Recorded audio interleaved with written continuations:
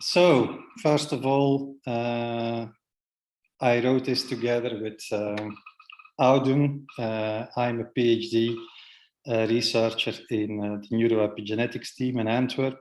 I was working on autism. I'm now working on Tourettes, and Audun has obtained his PhD last year in Leuven, working on a Wittgensteinian interpretation of Strawson, and that comes back in this presentation. Audun cannot be present because he has other work commitments, so I'll do my best on my own.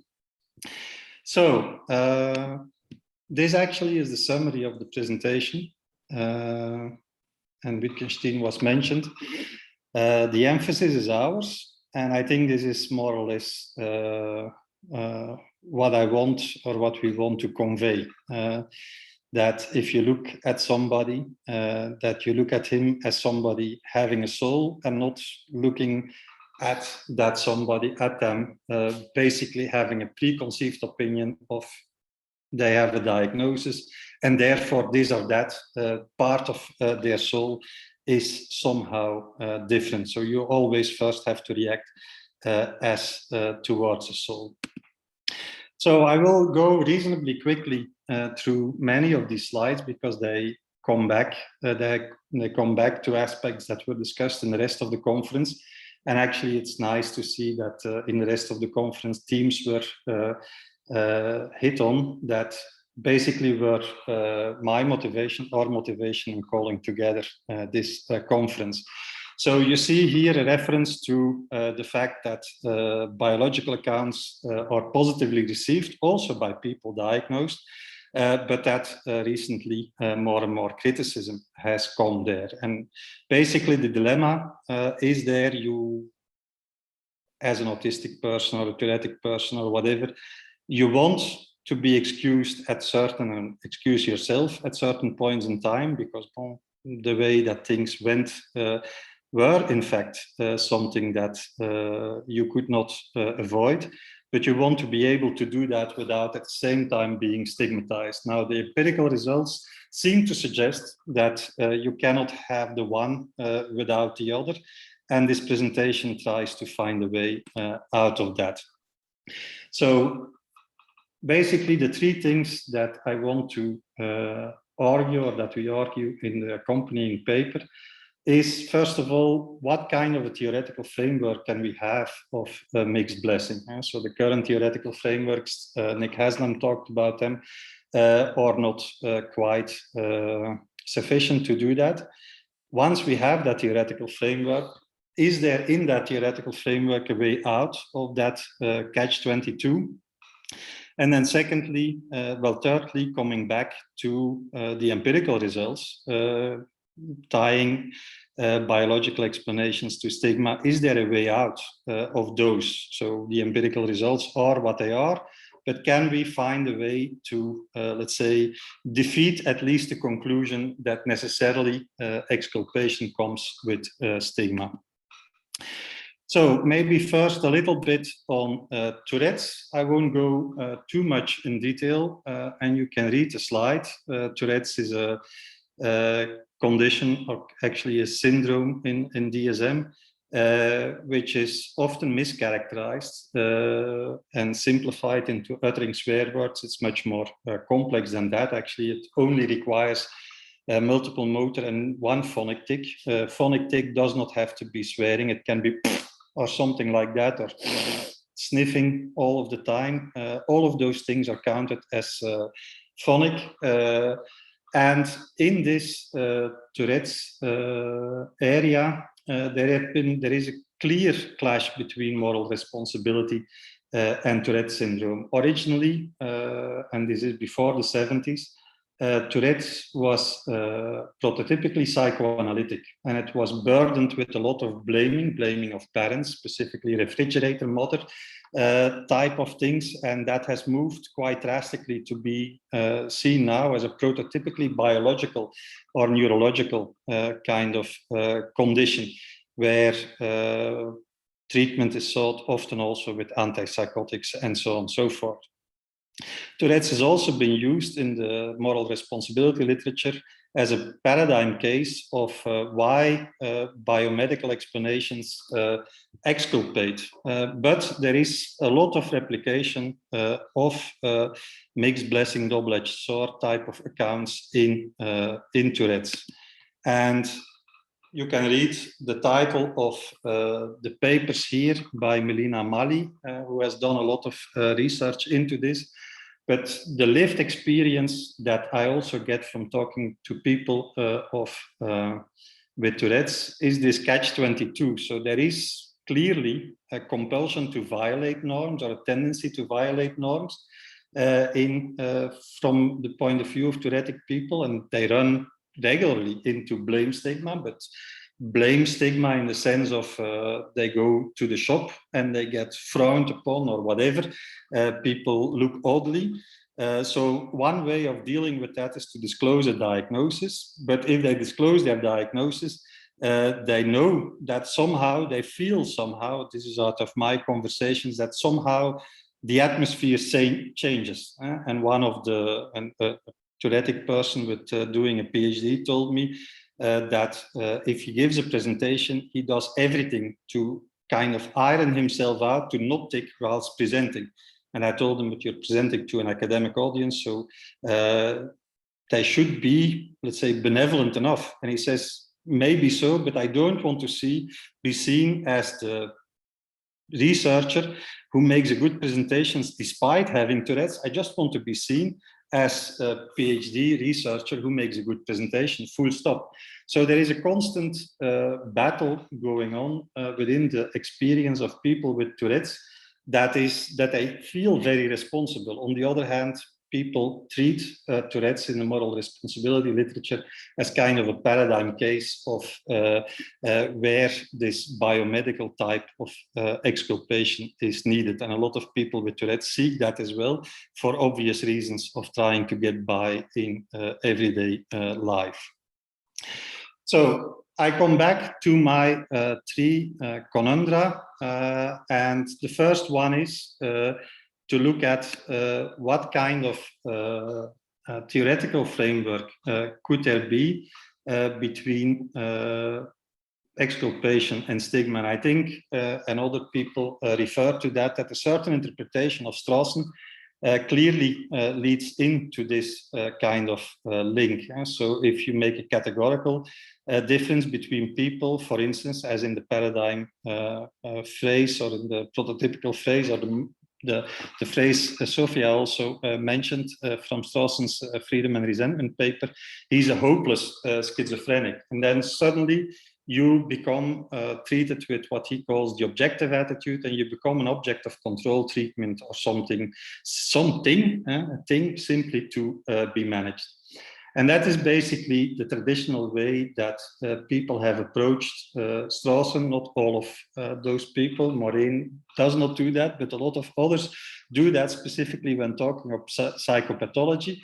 And basically what they're saying is people with Tourette's, for instance, they lack the capacity to be tactful, and therefore they are exempted with respect to being tactful in a societal type of thing. But that means that if you consider people with that objective attitude, that is incompatible with things like friendship and love, and is very compatible with a feeling like pity.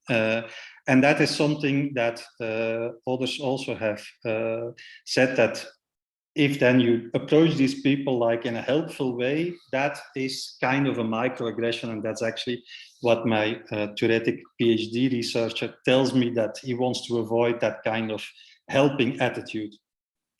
In research, empirical research on stigma and exculpation, Bervoets and Appelbaum have said that it's very difficult to measure this, because on the one hand, to measure the social distance, and that's also something which comes out of the research of Haslam and his colleagues, And they say there are countervailing directions. So on the one hand, it seems like people are taking actually a social distance in this objective attitude. But on the other hand, it seems like they want to compensate that. So in the end, if you make a survey, it comes out like people are very understanding and so on and so forth. But this is not something which comes out in the actual practice of people living with Tourette's. So basically what I'm saying, or what we're saying, is you can read Strawson in a way that links exculpation and stigma, specifically if you take the route that Strawson indicates via the objective attitude and via standing exculpation or an exemption. So basically, if you go, and this is a formulation of Wallace, if you go on this biconditional, you have on the one side being responsible, and on the other side of the if and only if, holding responsible. And then the question is, how do these two relate? And the typical way of reading this, not for every Strawsonian, but for a lot of Strawsonians in the psychopathology field, is to read it from the left to the right. And then, well, you have to, if you meet somebody, you have to first know, is that somebody morally responsible? Do they have the sufficient capacities to be responsible? If so, well, then you can hold them responsible. If not, you don't hold them responsible. And specifically in the case of autism, which is one of the cases that Shoemaker discusses, well, if you're autistic, then you are not capable of empathy, and therefore you are exempted. You cannot be held responsible for that part of your quality of will. And that obviously is problematic and gets you into the kind of conundrum or catch-22 that I talked about, specifically with respect to Tourette's. So is there a way, that's kind of an intermediate based on Auden's work, is there a way to get exculpation and stigma, to get them apart? And we think so, and we propose that if you take a Wittgensteinian reading of Strawson, that they actually can be pulled apart, and I will get a little bit more in detail into that. But basically, going back to the biconditional here, the idea is that instead of reading it from left to right, you need to read it from right to left. And you basically have to start with holding responsible and then work your way towards being responsible. And that seems counterintuitive. And it's also discussed like that in the literature, because it's kind of a reversal move. You basically meet somebody and you hold them responsible for whatever they do at prima facie, at first glance, and only then you start to think. And it sounds like a very crude attitude, certainly to take with respect to somebody with Tourette's, who basically will behave in a normal, certainly in a stressful setting, in ways that are very difficult for them to not come into untactful or socially inappropriate ways. Now, this has been discussed, and we want to explore whether, whether counterintuitive as it may seem to some, whether this is not a loophole for decoupling exculpation and stigma. And I come back to the first slide.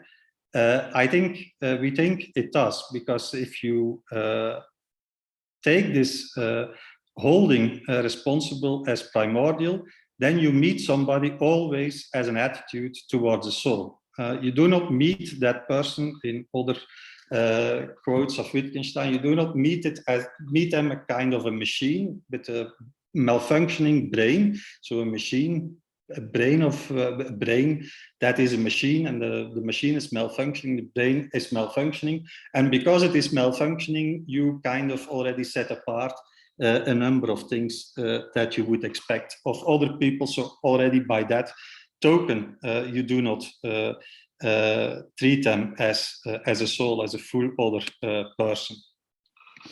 And here, these quotes are linking, let's say, the language game kind of talk of Wittgenstein with some talk that Strawson uses in Freedom and Resentment. And I think this is quite close to what Moraine talked about, that actually we start from the reactive attitude. So we cannot theoretically work our way towards the reactive attitudes. We start with reactive attitudes. The reactive attitudes, with all of the problems that can come with that, the reactive attitudes are basically the starting point for our morality language game. And so why is this then relevant? I think in meeting people with Tourette's, for instance, if you know this person has Tourette's, or you're kind of in the abstract thinking about Tourette's, and you meet someone, you think they have Tourette's, the objective attitude is like, okay, they're not responsible, and they're not responsible for these socially inappropriate kind of things that they are prone to do, and they can therefore not be full moral agents. And the thing which the reversal move does, according to us, is that we actually need to look at the actual practice of living together with people of Tourette's. And that actual practice is not meeting somebody in a shop and hearing a shouting word and then thinking it might be Tourette's, and then thinking, well, Tourette's is this and that, and therefore I need to disregard the shouting. The actual practice of living together with Tourette's is what people married to people with Tourette's are doing, just like with autism, people like my wife married to somebody who is autistic. That's actually the practice. And if you look at that practice, then it is clear from that practice, and also from my discussions with people with Tourette's, that their environment is not always exculpating whatever they do. They make a distinction. They know that certain things, whether it is gestures or whether it is words or whether it is behavior, that certain things are part of that person, but they also know that they can go too far with that. They also know that they can, for instance, shout at somebody and actually that they do not, that they cannot get off the hook by hiding behind their Tourette's. And also that is something that people with Tourette's, to go to Sofia's presentation, they want to keep that for themselves. They want to keep the fact that they can do better if they need to do better, without, let's say, fully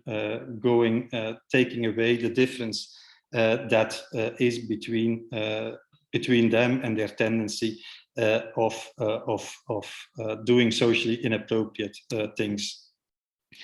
So I think that the way out, we argue that the way out of this catch-22 is to forget about this objective attitude, which indeed decreases blame stigma and is therefore something which has been sought by people diagnosed, but also in psychiatry, but that we know also increases non-blame stigma.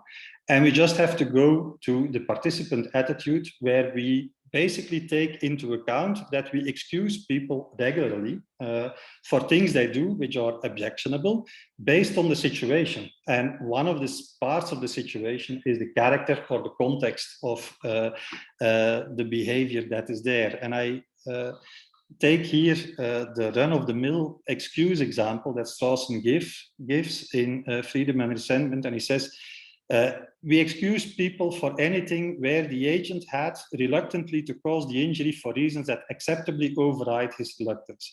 And mostly this is interpreted from the point of view is somebody pushed me and I was pushed to somebody else, and that other person fell and I couldn't control it, and so on and so forth. But our suggestion is that being Tourettic or being autistic is also a prima facie reason for acceptably overriding that reluctance. So people with Tourette's, they are actually reluctant to behave socially inappropriately.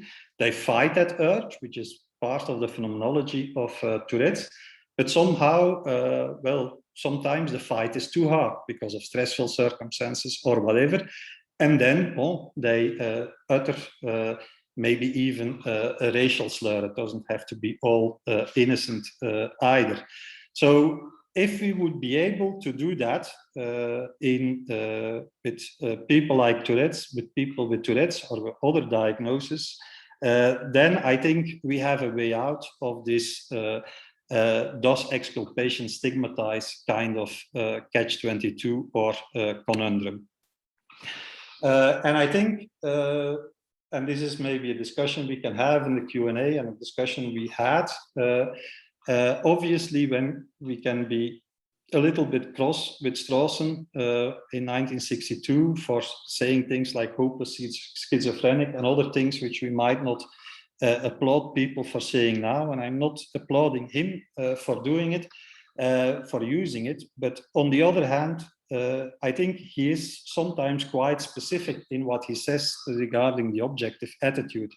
Like here, he says that it is an exceptional thing to do, and it is not something that is compatible with interpersonal attitudes. And I think what Sophia said on self-exemption, it is totally incompatible with living with yourself, to be totally objective towards yourself and say, well, I have Tourette's, so bon, I tick. This is totally at odds with the phenomenology of fighting the urge, which is so prominent in Tourette's. So basically, I think Strawson says that taking the objective attitude really is an exception, whereas in a lot of the Strawson literature, it has been taken as the rule of engaging with people who have autism or other types of conditions. And here I think this, and I won't read the quotes because you can all read, but what he says is that it is quite logical. It's something that we do a lot, taking this objective attitude, because sometimes, for instance, imagine being in a shop, somebody comes in, they have Tourette's, they shout a slur at you, and well, at that time we have to kind of take a step back because the strain of involvement is too big, and we have to at that point in time take a step back, and we will also most of the time literally take a step back, and this is in itself not an objective attitude like for instance Shoemaker proposes that we always take to all autistic people. This is an attitude that we take because at some point in time it becomes just unmanageable for us to deal with people who are in a meltdown or who tick or whatever. So what we, and I will not, I think time-wise, I need to watch out as well. What we try to propose here is that there is a dynamic between objective and participant attitudes on the part of the onlooker. And in the case of Tourette's, what we propose is that this dynamic works as follows. We meet somebody in the shop, they utter a slur. We presume they are responsible and have kind of a blaming reaction. Then we feel the strain of that involvement, we feel the strain of that resentment. We take literally a step back and we try to look for an explanation of this behavior. And when we would learn that Tourette's is such an explanation, we can say, okay, this is a person with Tourette's and they could not contain themselves for reasons that are well documented. Just like we could say, if we meet an autistic person and we really like to make eye contact or hug or whatever, and the autistic person is uncomfortable with that, we might normally be a little bit offended because it is a strain on our normal way of working, of talking to other people. But if we learn that that person is autistic, we might say, oh, this is not a huge thing. It's more a thing for us than a thing for the autistic person. So basically, what we're trying to say here is put the focus not so much on whether the person with Tourette's is responsible or is not responsible, but put the focus on the onlooker. How does the onlooker cope with the situation? Does the onlooker learn something from that, or does the onlooker just take refuge in this brain type of explanation and then lets it rest there, so that they don't have to, for instance, really engage in friendship relationships or whatever. So this leaves us with the experimental or the empirical results. And in line with the Wittgensteinian type of theme, what we would offer is some therapy for how we interpret those empirical results. And I think there are a number of distinctions that we need to make. We use a lot of concepts in those vignettes. We use ordinary words like blame and whatever. We use technical concepts like ADHD or Tourettes or biomedical or a brain condition or whatever. We can apply this knowledge based on knowing somebody with Tourette's, or we can apply this without any first-hand knowledge what it is to live with somebody with Tourette's. And mostly this is what results in the surveys. Most people don't know anybody who comes out as being Tourettic. And then, well, we are put in this kind of philosophical position that in the survey that we have to answer to something in a very philosophical way, managing all kinds of technical concepts. And I won't go into detail here, but Fischer is an experimental philosopher, and at the same time a Wittgensteinian, which is not the most obvious connection. But what he says is, if we do something like that, then we have to really see, is there a problem?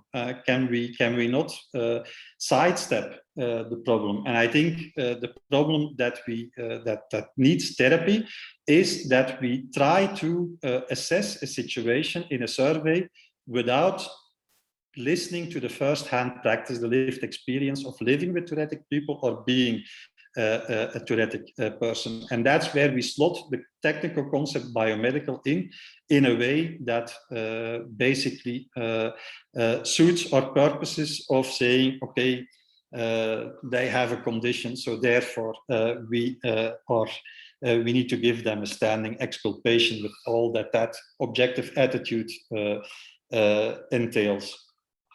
So basically, trying to wrap up, because I'm over time, people tend to interpret biomedical in these surveys as kind of a static difference, a static categorical difference, where basically you either have it or you don't have it. And if you have it, then it is something that is wrong in your brain forever and always.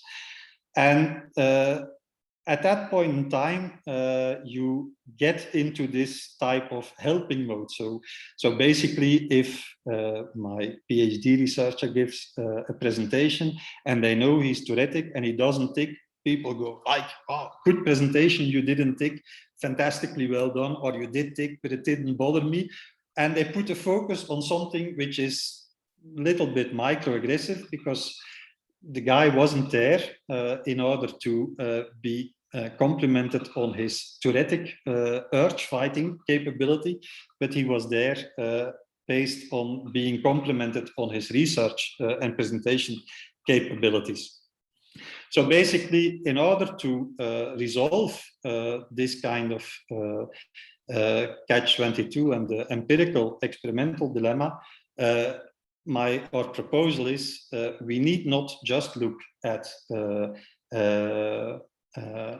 survey results, but we need to actually look at qualitative research of being Tourettic or living with Tourettic people. And then we will see, to shout out to Polaris, that it's quite possible that there is a difference of degree with respect to bursting out into laughter or shouting out fuck or shit or whatever, just to name some of the words. There is a difference of degree between all of us, and there can be some kind of an epigenetic loop in that, but it is dynamic, and it is something that at least we can sympathize with what people, we all have to fight urges at some point in time. So if we interpret it like that, there is a way to both fully recognize being Tourettic as what it is, burdensome sometimes also pleasant, but without putting them categorically apart or objectifying or dehumanizing them. So I'm just going to, because there was discussion of Strawson and Strawson intentions, and I don't know about Strawson's intentions, and I wasn't there, but this is something which he says in his paper, which I think kind of at least gives an opening towards this type of interpretation of Strawson. And he says, moreover, to whom could this recommendation of taking the default objective attitude to groups of people be in any real sense addressed? Only to the powerful, the authorities, so abysses seem to open. So I think he was quite well aware that what he developed could be abused in a sense that it would just, let's say, freeze the stigma or stereotypes that were there from oppressing to oppressed individuals. So I think we have to really, and that would be my plea, read Strawson as at least a little bit motivated to look really, like Maureen says, at reactive attitudes as such, at how they build up our moral way of working with each other without taking them like restrictions on how you should, like for instance, for autistic people, you should be able to look somebody in the eye, which is still the premise of a lot of therapy into autism, and similar things apply for Tourette's. So I've gone quite over. Sorry, Peter, and thanks for not pushing me too much. So with this, I stop sharing and we go to the Q&A. Thank you, Jo. That's an interesting talk, interesting stuff that you two are working on. I see lots of hands clapping mainly, but also raised. And I think Sophia was the first to raise her hand. Sophia. Yeah, I'm always the fastest. So someone stops talking and I'm like, bang on the button to raise my little yellow hand. You should do those quiz games, you know. You should be in those quiz games where you have to. Like, bam, No, so I really agree with what you said, that you can't really like live with a person and be friends with them or be partners with them and keep up this objective attitude. It's just unsustainable. And obviously, as you noted, that ties in pretty well with what I said. But as I also said to Maureen earlier, we can both say that Strawson and his theory is a great resource to make use of, and you can make use of that in a liberatory project and in an anti-ableism project like you do. But yeah, still, the quote you put up about how the strains of involvement gets too great, you temporarily withdraw to the objective attitude, was explicitly in the quote about normal people. Sometimes we take this attitude to normal people too when the strains of involvement gets too great, but we can only uphold this temporarily. So just let's not pretend it's not a clear distinction between the normal and the abnormal ones in the paper and how to treat them. But we can and should definitely then depart from it. We don't need to treat it as like some kind of holy text where no departures are allowed, only interpretations. So you can say, I depart